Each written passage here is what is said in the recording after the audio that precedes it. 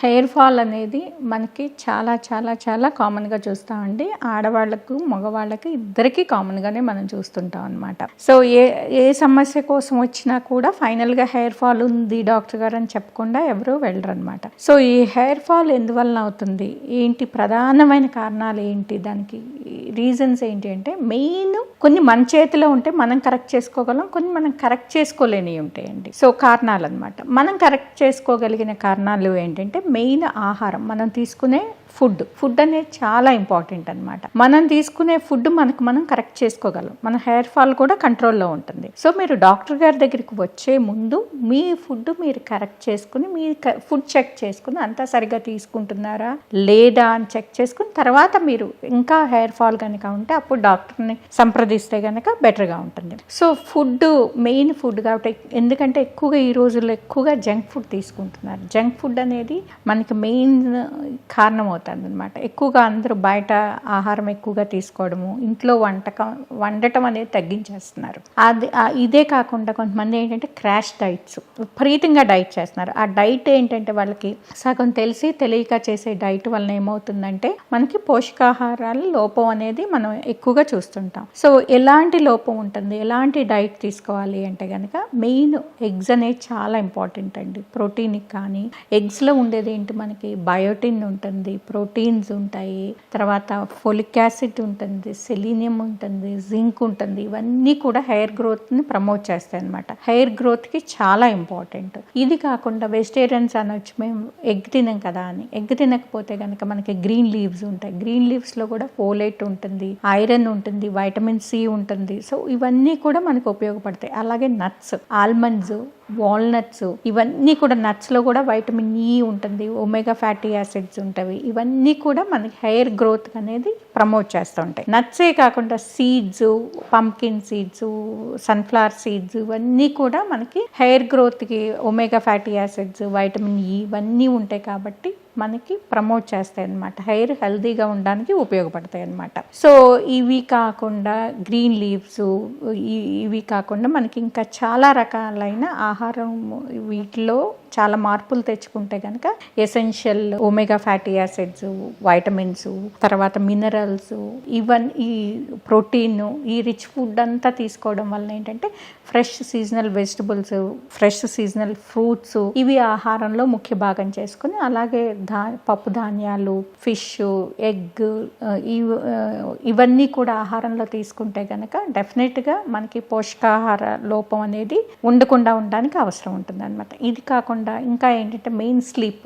చాలామంది స్లీప్ ఏంటంటే నెగ్లెక్ట్ చేస్తారు. స్లీప్ నెగ్లెక్ట్ చేయడం వలన ఏమవుతుందంటే అర్ధరాత్రుల వరకు సోషల్ మీడియాలో ఉండము, వాళ్ళకి దీంతో ఉండము, తర్వాత పొద్దున్నే లేట్గా లెగవడము, అంటే బయలాజికల్ క్లాక్ని రివర్స్ చేస్తున్నాం అనమాట. దీనివల్ల ఏమవుతుందంటే ఇంకా ఎక్కువగా హెయిర్ ఫాల్ అనేది ఉండడానికి అవకాశం ఉంటుంది. దీంతో పాటు ఏంటంటే ల్యాక్ ఆఫ్ ఫిజికల్ యాక్టివిటీ, మానసిక ఒత్తిడి, ఈ సోషల్ మీడియా తోటి ఎక్కువగా మెంటల్ స్ట్రెస్ కూడా ఎక్కువగా మనం చూస్తుంటాం అనమాట. ఈ మెంటల్ స్ట్రెస్ వల్ల కూడా మనకి హెయిర్ ఫాల్ అనేది ఎక్కువగా ఉండడానికి అవకాశం ఉంటుంది. ఈ ఐరన్ డెఫిషియన్సీ కానీ, ఫోలిక్ యాసిడ్ డెఫిషియన్సీ కానీ, బయోటిన్ డెఫిషియన్సీ కానీ, వైటమిన్ B12 కానీ, వైటమిన్ డి కానీ, వీటి లోపాల వలన కూడా మనకి ఎక్కువగా ఈ హెయిర్ ఫాల్ అనేది మనకి ఎక్కువగా చూస్తుంటాం. వీటిని కరెక్ట్ చేసుకోవడం అనేది మన చేతుల్లో ఉంటుంది. అలాగే థైరాయిడ్ ప్రాబ్లం, హైపోథైరాయిడిజం ఉన్న వాళ్ళల్లో కూడా ఈ హెయిర్ ఫాల్ చాలా ఎక్కువగా ఉంటుంది. దాన్ని కరెక్ట్ చేసుకోవచ్చు. సో డాక్టర్ని సంప్రదించి మనకి థైరాయిడ్ ప్రాబ్లం ఉంటే కనుక థైరాయిడ్ టాబ్లెట్స్ వేసుకోవడం ద్వారా దాన్ని కంట్రోల్ చేసుకోవచ్చు. అలాగే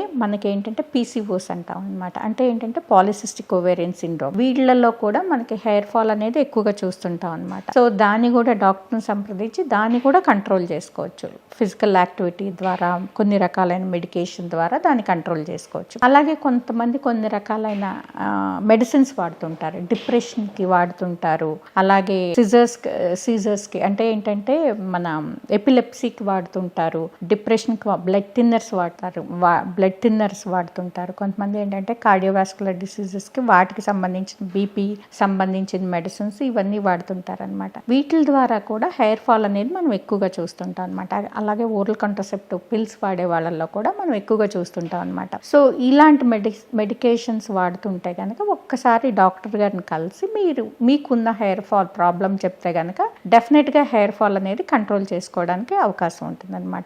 ఇవి కాకుండా ఇవన్నీ మనం కంట్రోల్ చేసుకోగలిగినవి, మన చేతుల్లో ఉన్నవి కొన్ని, కంట్రోల్ చేసుకోగలిగినవి కొన్ని కంట్రోల్ చేయలేనివి ఉంటాయి. అవి ఏంటంటే జీన్స్, హెరిడిటరీ, అది మన చేతుల్లో ఉండదు. సో హెరిడిటరీగా కొంతమందికి ఏంటంటే హెయిర్ ఫాల్ చాలా ఎక్కువగా మనం చూస్తాం. థిన్నింగ్ ఎక్కువ ఉంటుంది, కొంతమందికి పల్చగా ఉంటుంది, హెయిర్ అనేది పల్చగా ఉంటుంది, కొంతమంది షార్ట్గా ఉంటుంది. జెనెటిక్, చాలా మంది మోసపోతుంటారు అనమాట. ఆ క్లినిక్కి వెళ్తే మనకి హెయిర్ బాగా గ్రోత్ ఉంటుందని, లేదంటే ఈ హెయిర్ క్లినిక్కి వెళ్తే మంచి హెయిర్ లాంగ్ అయిపోతుంది అని, అలా ఒత్తుగా అయిపోతుంది అని అనుకుంటుంటారు అనమాట. అలాంటివి ఏమి ఉండదండి. అలాంటి ట్రీట్మెంట్లు కనుక ఉంటే జుట్టు పెరుగుదల అంటే లాంగ్గా అవుతుంది అనే పెరుగుదల. అందరికీ లాంగ్ హెయిర్ ఇష్టమే కదా, ప్రతి ఒక్కరికి లాంగ్ హెయిరే ఉంటుంది కదా. సో అలాంటిది ఉండదు. మన జెనెటికల్గా మనకి ఎంత ఉందో అంతే ఉంటుంది. ఈ పలానా ట్రీట్మెంట్ తీసుకోవడం మూలన, లేదంటే పలానా టాబ్లెట్ వాడడం మూలన మనకి హెయిర్ లాంగ్గా అయిపోతుంది అని చెప్తే అది అబద్ధం అనమాట. సో మన జీన్స్ అనేవి మనని డిసైడ్ చేస్తాయి. అలాగే ఎనీ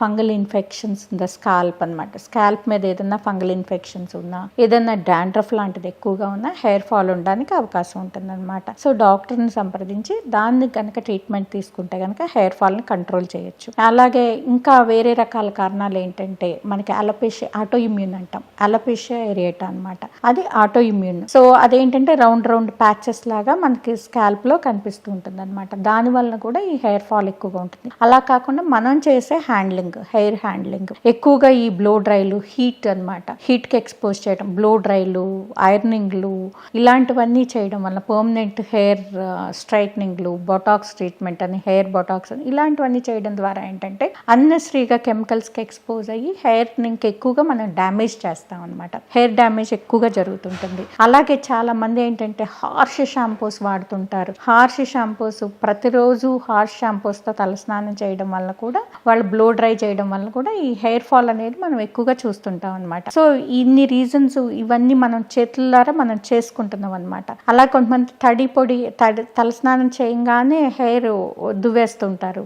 ఇది కూడా బ్యాడ్ అనమాట. సో ఎయిర్ డ్రై చేసుకుని డ్రై హెయిర్ మీద తల దువ్వుకోవాలి. అది కూడా వైడ్, బాగా వెడల్పాటి పళ్ళున్న దువ్వెంతోనే మనం దువ్వుకోవాలన్నమాట. అలా కాకుండా చేస్తే కనుక హెయిర్ డ్యామేజ్ అవ్వడానికి ఎక్కువగా అవకాశం ఉంటుంది. ఈ రకరకాల కారణాలు ఉన్నాయి కాబట్టి హెయిర్ కి మనం వాడే షాంపూల దగ్గర నుంచి, తినే ఆహారం దగ్గర నుంచి, తీసుకునే వాటర్ వరకు కూడా జాగ్రత్తగా ఉండాలి. హెయిర్ ఫాల్ కి, హెయిర్ హెల్దీగా ఉండడానికి వాటర్ ఇంటేక్ కూడా చాలా ఇంపార్టెంట్.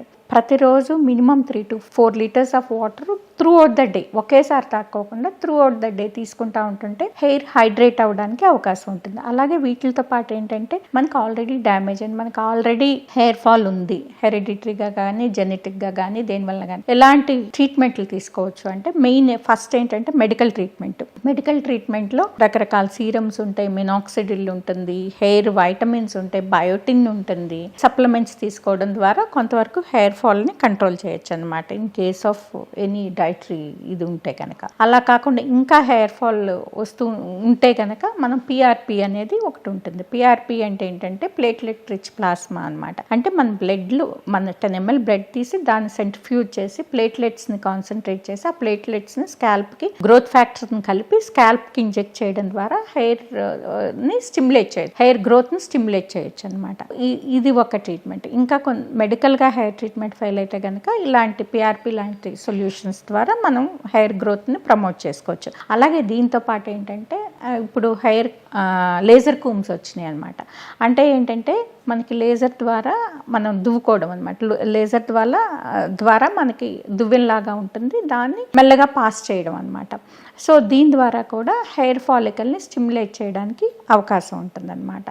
వీటితో పాటు ఏంటంటే ఇంకా ఎక్కువగా బాగా బట్టతల ఉన్న వాళ్ళకి, వీళ్ళకి ఏంటంటే హెయిర్ ట్రాన్స్ప్లాంట్ వచ్చి మంచి సొల్యూషన్ అనమాట. చాలా మందికి ఫీమేల్లో కూడా ముందంతా బట్టతల రావడానికి అవకాశం ఉంటుందన్నమాట. చాలా మందిలో చూస్తుంటాం. మేల్లో అయితే బట్టతల చాలా కామన్గా ఉంటుంది. ఆల్రెడీ బట్టతల ఉన్న వాళ్ళకి ఈ హెయిర్ ట్రాన్స్ప్లాంట్ ద్వారా ఏంటంటే మనం వెనుకమాల ఉన్న హెయిర్ని తీసి ముందు ప్లాంట్ చేయడం ద్వారా ఆ బట్టతల అనేది కవర్ అవడానికి అవకాశం ఉంటుంది. బట్టతల కవర్ అవడంతో సర్జరీతో పాటు మనం మెడికల్ ట్రీట్మెంట్ కూడా కంబైన్ చేస్తే గనక హెయిర్ ఫాల్ అనేది చాలా వరకు మనకి కంట్రోల్లో ఉంటుంది, మనం ట్రీట్ చేయొచ్చు. అలాగే న్యాచురల్ మెథడ్స్ ఏంటంటే మనకి ఈ మందార పూలు, అలాగే బ్రహ్మి అనే ఆయుర్వేదిక్ హర్బ్ ఉంటుందండి. అదేం చేస్తుందంటే మన ఎసిడిటీని ఆల్కలాయిడ్లో ఉండడం వల్ల ఏమవుతుందంటే ప్రోటీన్ని ప్రమోట్ చేస్తుంది అనమాట. దీని ద్వారా ఏంటంటే హెయిర్ ఫాల్ అనేది తగ్గడానికి అవకాశం ఉంటుంది అనమాట. సో ఇలాగ న్యాచురల్ గాను ట్రీట్మెంట్ గాను ఇలా అన్ని రకాలుగా తీసుకోవడం ద్వారా హెయిర్ ఫాల్ని కంట్రోల్ చేయొచ్చు.